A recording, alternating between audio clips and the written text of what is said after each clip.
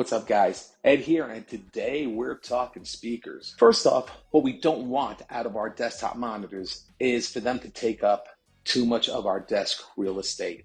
But what we do want is we want them to provide great sound for video games, movies, and music. This is where the Kanto YU2s and the Audioengine A2 Plus speakers come into play, since both of these provide impressive audio playback quality for their size. So let's put them side by side and discuss the key differences.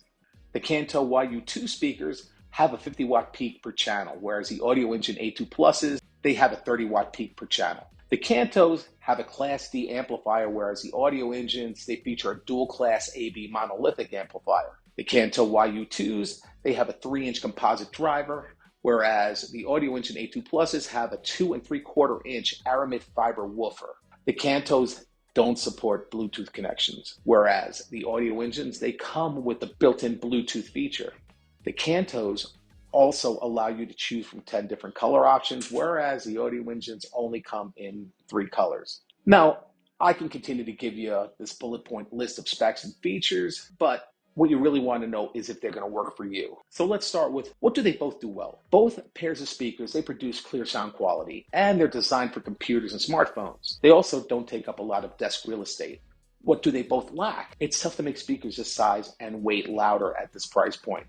Now listen, don't get me wrong. These are loud enough to fill a room, but there are times that I wish that you could just kick it up a notch. What don't I like? Let's start with the Kanto YU2s. Setup time should be simple nowadays. And because the Kantos lack the built-in wireless connection feature, setup time is a little bit more complicated. They also don't have built-in wall mounts. And this may not be a big deal for you, but I kind of like having that option. And the Kantos also struggle with bass-heavy playback, and they start to get a little woofy at higher volumes, especially if it's bass-heavy music that you're listening to. They don't support Bluetooth connections. They do have this USB DAC connection that allows you to pair the YU2 speakers wirelessly with other playback devices, but this comes at the cost of audio quality. The audio quality gets lower. And here's my rant with all of these types of speakers.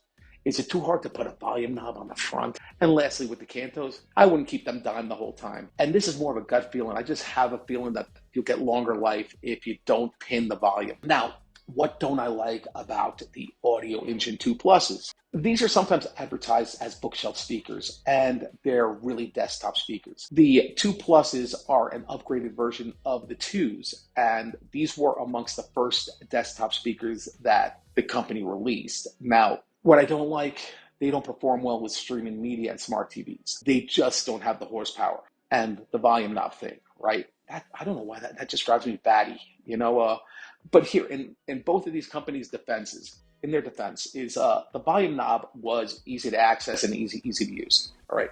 Now, which of these do I like? This comparison was easy. Sometimes it's a little bit up in the air, but this one, for me, the Audioengine 2 Plus is the clear winner. I do wish that they'd work better with streaming media and smart TVs, but the pros far outweigh the cons. And there's always the Audioengine 5 Pluses, which is the bookshelf big brother to the 2 Pluses. And if streaming media is a deal breaker, then just upgrade.